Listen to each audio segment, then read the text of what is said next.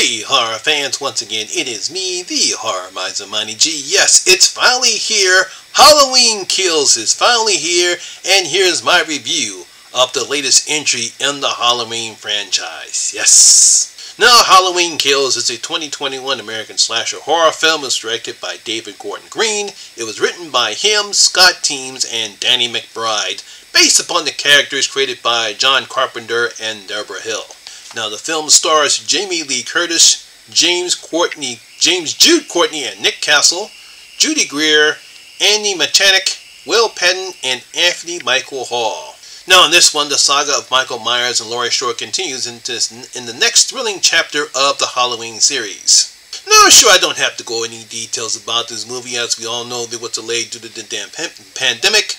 So finally the wait is over, and here is what I have to say in the next installment of this new version of the Halloween film series. I'll just let you guys know this is a spoiler-free review. I'm not going to try to spoil anything. Most of the stuff I'm going to talk about we've already seen in the trailers, but I will keep this spoiler-free. I will be talking a spoiler version of Halloween Kills on the next horror hangout that will take place this Tuesday, I believe on the 19th. So just want to let you guys know that's when I'll be doing a spoiler review or talking about Halloween Kills and other aspects of Halloween in the next horror hangout that's on the 19th. Now, after a very interesting and surprising opening, the story takes place simply right off after the events of the previous film, where we see Michael escape the fire in the basement of Laurie's house, and simply goes on a killing spree, killing anyone that runs into his path. Now again, I'm not spoiling everything, we see this in the trailer. Meanwhile, while Laurie is recovering in the hospital, news comes out about Michael escapes, and this leads Tommy Doyle, I remember him from the original Halloween, and other people living in Haddonfield to start a mob into hunting down and killing the sheep once and for all. As they say, evil must die tonight.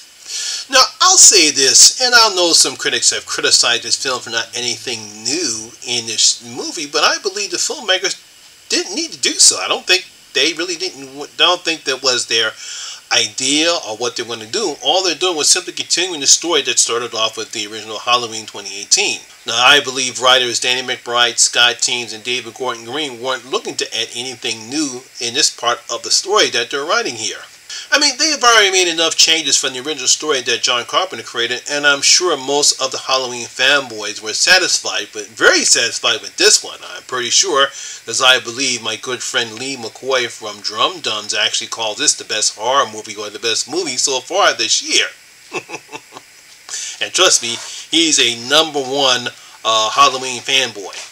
The kills here are very brutal, they're very bloody, and they're also pretty creative. I believe this is the most brutal I've seen Michael Myers since the Rob Zombie films. Because Michael takes no prisoners in this one. I mean, he just simply kills and kills and kills. Hence, Halloween Kills. I mean, when they make a title that says that Halloween Kills, you're going to expect a lot of people getting killed. So I don't know what some critics were expecting. I don't think you're going to expect anything new or something added on to this particular film. Yes, it's your typical slasher film, but we don't have any of the slasher tropes in this one. We don't have any of those. It's just simply Michael Myers going on a killing spree. I mean, what more were they expecting? Yeah, there are some aspects of the story might not be great. We don't get really no character development in this one right here, but hey, look. This is Michael Myers. This is his movie. Once again, Jamie Lee Curtis shines as Laurie Strode, and Judy Greer and Andy Mechanic are also good as Karen and Allison. They give the Strode women a lot of strength, courage, grief, and their determination in their fight against the Boogeyman. Now, it was nice to see a grown-up Tommy Doyle along with Lindsay Wallace and Marion Chambers, Nurse Marion from the original film. And it do bring some nostalgia and some good callbacks in the film. I thought that was nice of the filmmakers to include grown-up versions of the people that we saw in the original film. Now, there are some parts of the film I didn't like, and some of it comes with the third act in the film. There's another aspect of the film or another certain part of the film I didn't think that was necessary. It kind of throws off some of the aspects of the film, and I felt as though it was kind of unnecessary to add that one. I just prefer to keep the focus on Michael and Laurie and what's happening in town. You really don't need that other extra added on. As a matter of fact, I sort of just make the film slow down a bit too much. And if you've seen the film, you know what I'm talking about. But there's also the third act of the film I also didn't like. And I can see why some critics didn't like what happened. I'm pretty sure they must have forgotten that this is just the second part of a trilogy. So the film had to end in a way for the conclusion of the storyline. You can't just say, okay, that's it, that's ended, but what are you going to do for Halloween Ends? The film has to end in a way so that way the story can continue, which we will get the conclusion. Now, obviously, if how they're going to conclude the film doesn't make sense, then they have a right to nitpick. But it's just like with, Star Wars, The Empire Strikes Back. We see how that film ended, but no one criticized that. So I don't know what the film critics are criticizing here. Now, I'll say this again. I didn't like some of the stuff that happened in the third act.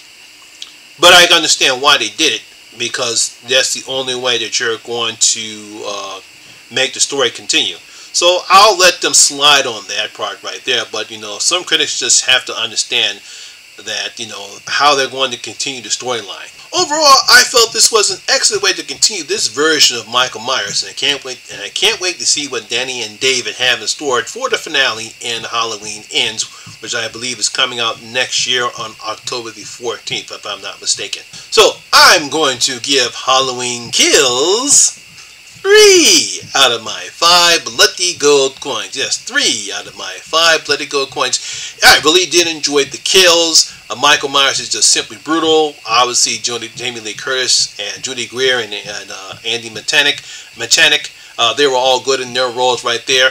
Like I said before, if I were to rank this, I rank it obviously above any of the Thorn trilogy films.